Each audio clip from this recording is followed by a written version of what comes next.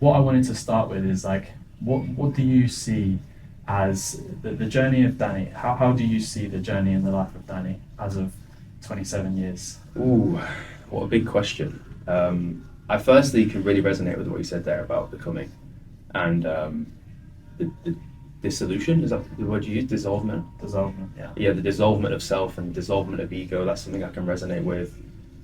My 27 years has been complex, as anyone who's 27 years old, their life will be complex. Everybody's got a complex life, right? Everybody's got a story.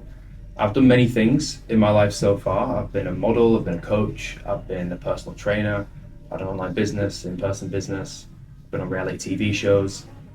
And I think if I was to summarize or find a sort of common theme so far, it would be from the moment I was born until relatively recently, I was traveling in the direction searching for things, similar to maybe what you've described there. Searching for things, be it validation, be it recognition, be it status, and somewhere along that journey recognizing that those things aren't really the things that I need.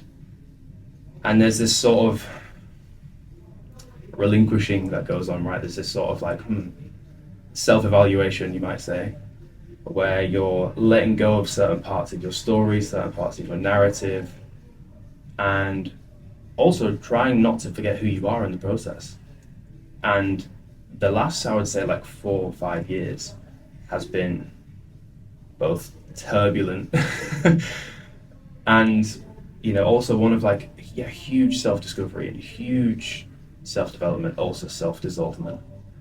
And I would say the catalyst of that process, in terms of turning the other way, if you like, probably did start when I went on TV. Yeah. Tell me about that then, if you don't mind. Yeah, of course. That was like maybe what most people would know me for if they do know me. Went on this huge reality TV show in the UK, Love Island UK, and it just, it flipped my whole world upside down.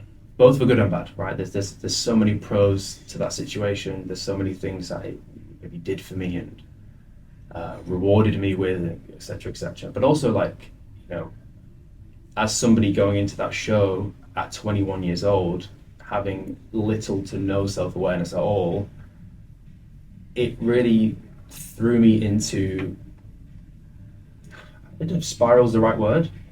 It was forced self-discovery. It wasn't voluntary. It wasn't like, let me go read a self-help book and figure out how I can evolve my mindset. It was like, am I allowed to swear? You can say whatever you want. It was like, fuck, I've got some demons in the closet, and if I don't fix up now, I don't know where this is going to end.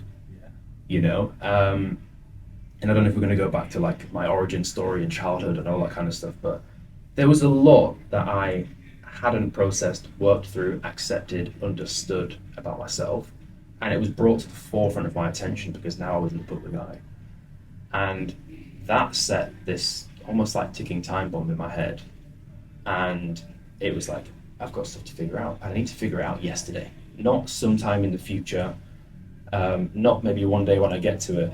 Excuse me. It was like, and I guess this is where like it's a positive and a negative. I had this urgency, almost there was like a non-negotiable essence attached to this self-development journey. It wasn't like like I say, pick up a self-help book and let me read listen to one podcast a week. It was like, if I don't figure this out, who knows what the alternative journey is going to look like. And that really encapsulates the last sort of 5 or 6 years of my life. It's been this chaotic journey of positives and negatives, self-discovery, realization, acceptance, confusion, mystery, all of the above. Well, what I'm getting from the way you're talking about that is like it's coming from a place of scarcity or like running away from something, or trying to get away from something, Heavily, rather than like, okay, there's this pleasure island that I want to get to, and I've got to do this step. I've got to go through this journey to get to pleasure island. Actually, it was like you said, my demons are coming for me. Where the fuck do I go? Yeah. And I think I resonate with that journey. I was thrown into that situation as well, and I think a lot of people are. And I think your 20s are such an interesting period of life. Like, I did not when I was let's say in my teens, I looked at my 20s like, it's going to be the most fun time, and it's been incredibly fun. But man, it's been a hell of a lot harder than I thought. It's not easy. It's a difficult time to navigate, and yeah, childhood is massive. The tools you have in your toolbox will largely determine the building you go on to build in your 20s. Your environment, your parents, like all of these things play a huge role in determining where your 20s go. And it's not just a case of who has the minerals, or who's the strongest, who's the smartest, who's like. I think really like it's more a case of letting go of the things which are holding you back subconsciously. And if we can let go of a lot of these things, I think success becomes like this natural thing. Like, if you give a tree or a plant very minimal, like water, sunlight, it will grow into this huge, brilliant thing, right? And if you sort of deprive it of its essentials, it's gonna be held back. And I think we are no different. Not to get all like spiritual and woo-woo, but like, I think success. I think success and the things that we're all striving for, in my experience, actually happen organically and naturally in the absence of limiting beliefs, in the absence of these, let's say, traumas, in the absence of these roadblocks. And I think a lot of it is just a case of getting rid of these roadblocks, as opposed to like becoming the strongest person in the world, building the best body on the planet, building a super successful business. Like, a lot of the success I've experienced comes from the dissolvement, like you described earlier, like just letting go. 100%, and I think it's like the learned behaviours that we acquire along the way.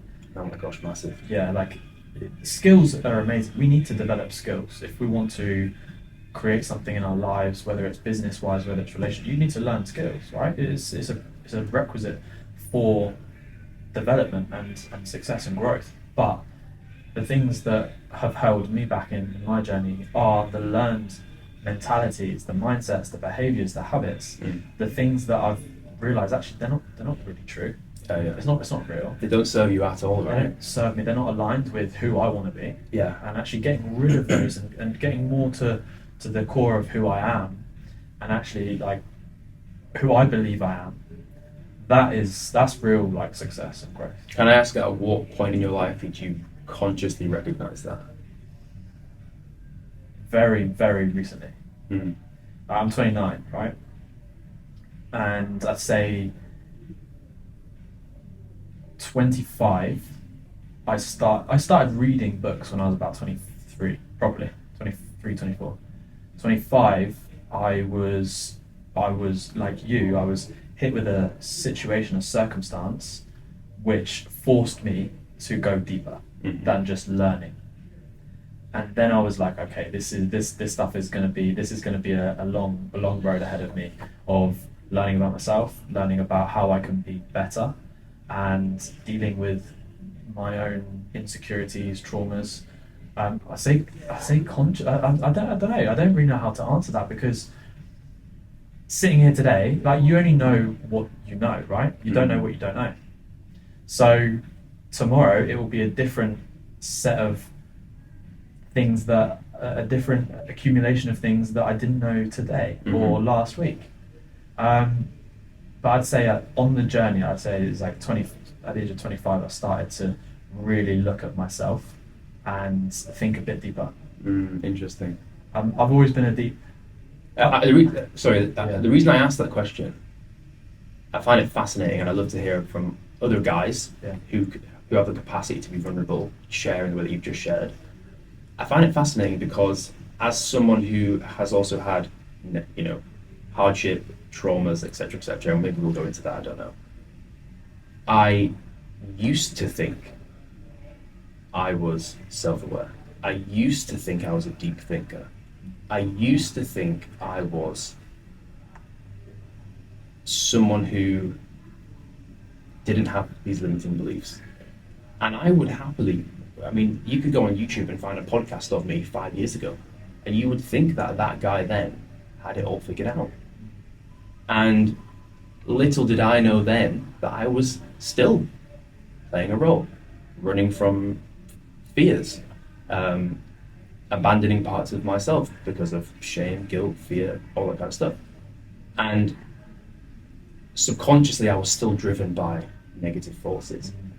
And only post, you just said a minute ago, like some circumstance happened to you which kind of forced you, it's forced evolution. Only on the other side of those like practical examples, like we do the theory, right? We read the books, we listen to the podcasts, we do all of the theory, but only once you're like forced into action do you really, do you really kind of forced to grow and forced to evolve. And I think only since I did a fair bit of that practical application, I'm like, aha, like I actually didn't know as much as I thought I did back then. Maybe I just said I did because I don't know what else you're supposed to do besides act like you know everything, right? And it's funny now at 27, it's like the older I get, the more I accept how little I know. There's something quite nice about that. It's like, I don't know the answer to that question. I don't know where I'm heading. I don't know if this is the right thing for me. And that isn't a bad thing. Like, it's okay to not know the answers to things. It's okay not to be perfect. It's actually a good thing to be curious about the world rather than thinking you've got it all figured out. These are all things which I wish I knew when I was younger, and I just didn't. So that's why I asked the question, because I think it hits guys at different parts of their life. Yes. Normally when something serious happens, and you, like for me, I think a lot about the stories we tell ourselves about ourselves and how close to reality those stories are. And I think the closer you can get those two paths, the better you'll do in life.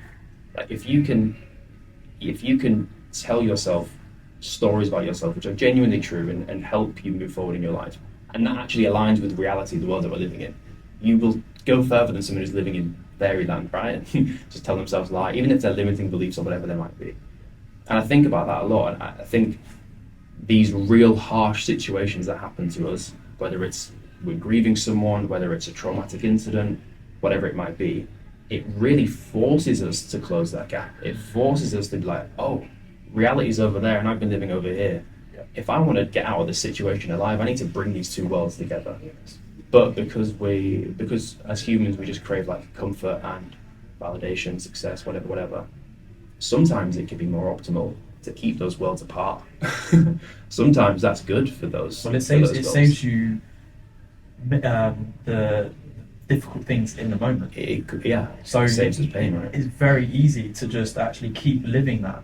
And I talk about validation. When you're getting validation, especially from Instagram and social media, it's really difficult to pull yourself out of that, because you're getting the validation for the thing that you just put out, and it makes you think you're doing the right things. But actually, what if that's actually not the direction you deep down need to go in? It's difficult to pull yourself out of that. Mm-hmm. How was that for you, like coming out of Love Island and having, like, for example, having a following, having a personality that people knew, having eyes on you 24/7? How was that coming out into the real world? Yeah, it was many things. Overwhelming comes to mind. Here's the thing. So I'm born into a all-white council estate in northeast England. I don't really know my dad growing up. He's the only black person I knew. Didn't really see any black people in my family. I'm always around, financial stress, a lot of stress in the household. I'm witnessing abuse and all these kind of not so great things, let's just say. And my childhood was kind of my norm. And I didn't know there was anything wrong with that. And the byproduct of all of these, let's just say, negative circumstances or bad cards I was dealt, the byproduct of that is like, I went out into the world not really knowing who I was, looking for external gratification, looking for validation from strangers. All of my self-worth and all of my identity was externalized to other people's perception of me, or at least what I thought other people perceived me to be. Now, this served me well as a child. It got me through. It was a coping mechanism. Yeah. I know I wasn't short of friends. Like, I was quite funny. I was good at sports. I kind of coasted through school, and it did serve a purpose. Living that life served a purpose for me. Subconsciously, I'm not doing this on purpose, but that served a purpose. Now, put that same individual on national TV in front of millions of people, and then the general consensus is that this person is not who I believe myself to be. Train wreck. Absolute car crash. Oh my God, as someone who externalizes their self-worth to other people's perception of him, now I start to feel like other people don't like me. I'm getting millions of, not millions, thousands of hate messages and trolls and things not going my way, let's just say. And it was the ultimate car crash. It was the death of my entire existence in many ways. And I'm not, it sounds dramatic. It sounds like, God, Crimea River. Do you know what I mean? It can't have been that bad.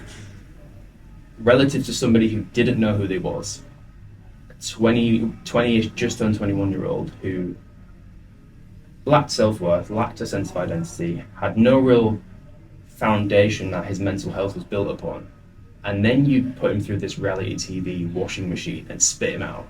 Yeah, it's hard. Well, the death of the ego is the biggest wake-up call you can ever have. Oh my gosh, and this is when I said before about you've got reality here and then you've got the life which you're convincing yourself you're living and they're not aligned. That was me down to a T. I'd convinced myself until this point that actually I was living a great life. I wasn't aware that my childhood wasn't ideal. I didn't know I had unhealthy relationships. I didn't understand I was probably on a path to an alcohol and drugs problem. I didn't even know any of these things because the life I was living was nowhere near reality.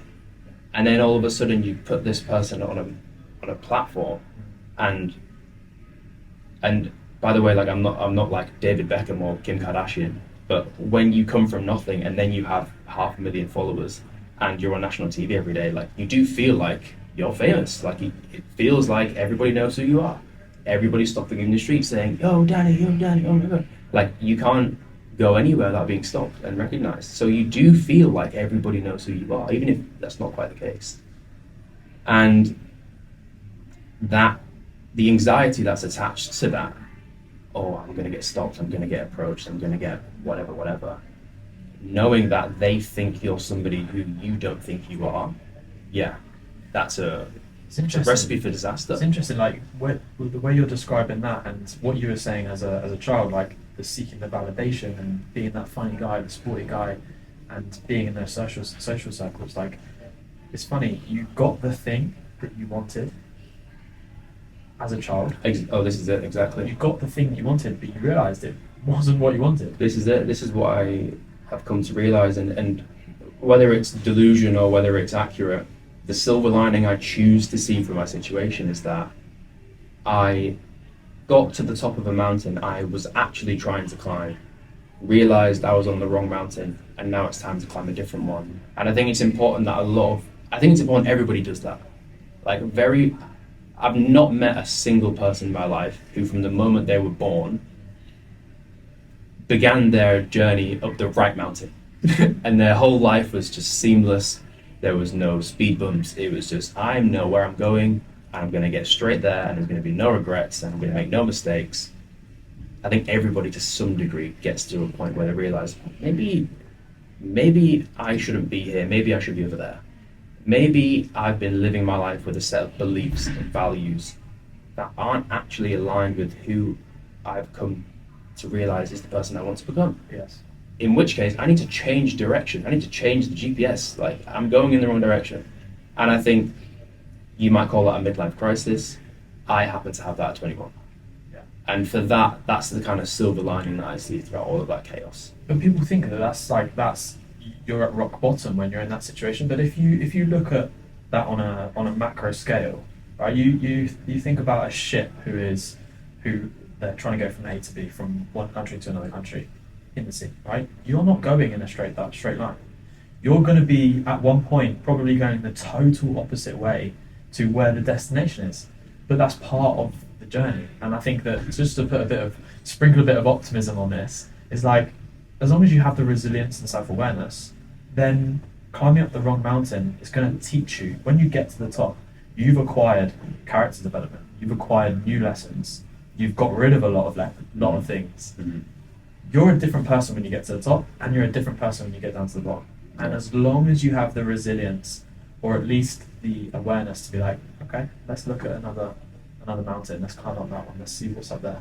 Yeah. The curiosity, I think one of the best traits to have is curiosity. I know he gets spoken about a lot, but I watched the clip of Alex Hormozy recently, and he said something along the lines of, imagine the person you're trying to become. Imagine the ideal person that you want to be in a dream scenario. They're strong, they're courageous, they're resilient, they're disciplined, they're consistent, they're hardworking, all the above, right? What would you need to put that person through in order to end up becoming that person? It's not an easy ride. No. Like it's not a free pass. It's hardship. It's backs against the wall. It's I don't know if I can do this. It's betrayal. It's deceit. It's all these things that you think are going to kill you, but they just don't kill you, and then you end up being really, really, much stronger because of that. And you only know that in retrospect. When you're going through it, you're going through it. It's like, I don't know if I can do this, and I had them days, weeks, months, where it's like, I don't know if I can do this. I still have those days. Yeah. I have those days regularly. Yeah, and 10 years from now, you will look back at those days when you were 29 and think, when I was 29, I thought I couldn't get through it. Thank God I had that period, because it forced that evolution. It's very hard to sort of to elect sort of voluntarily. I think the best example I can think of is like we go to the gym, both of us. We'll go to the gym and we'll go through a hard workout, and every now and again we will have a workout where, for whatever reason, we just can't get ourselves going. It's quite tough. Like, we can't get to that peak. How hard we can push ourselves. And then also every now and again we might have a pre-workout or train with an old friend or whatever, and you push yourself to new heights and you think, fuck, I wish I could train like that every day. And I think in life, it's quite hard to summon the energy to perform at that level and to force yourself to grow and to put yourself through hardship and to test yourself, challenge yourself to that same level all of the time. It's hard. But what can do that, which means you don't have to volunteer to do it, is these circumstances that are outside of our control, which happen to each and every one of us. Nobody makes it out of this life alive. We all experience loss, we all experience hardship, we all experience betrayal, whatever it may be. And those situations summon the energy better than anybody could, And that's, in my experience, what's forced a lot of my personal growth. Okay, that is all for that episode. I will be releasing the full video very, very soon, so keep an eye on my page. I will share all of the details with that very, very soon. Thank you to Harri and to Joe for hosting me on the Mindset X podcast. I had a bunch of fun. It was actually the first time I've recorded a podcast like that for a long, long time. And as you can tell, we took a real deep dive into my story, into what I'm working on, self-development, business, relationships, pretty much everything. And you know what? I think it's really powerful that three guys can just put a camera up and talk about things on such a deep level and share vulnerabilities. To be honest, the reason why I started this YouTube channel was to share videos that a younger version of myself needed to see. And you know what? A younger version of myself would have taken some real value from hearing 27, 28, 29-year-old guys talk about their journey and their life in the way that we did. So for me, that's mission accomplished. I hope you took some value from that. I hope you enjoyed. I am in sunny UK, as you can see, but it's back to Dubai in just a few days, back to the sun, and most importantly, back to training. So the training vlogs, the preparation for the Burj to Burj will be back underway. I'm still doing a bit of running here and there here in the UK whilst I'm back, but it's not the regular training plan. So back to Dubai in a few days and back to the prep for the Burj to Burj. But until then, I hope you enjoy, and I'll see you in the next one.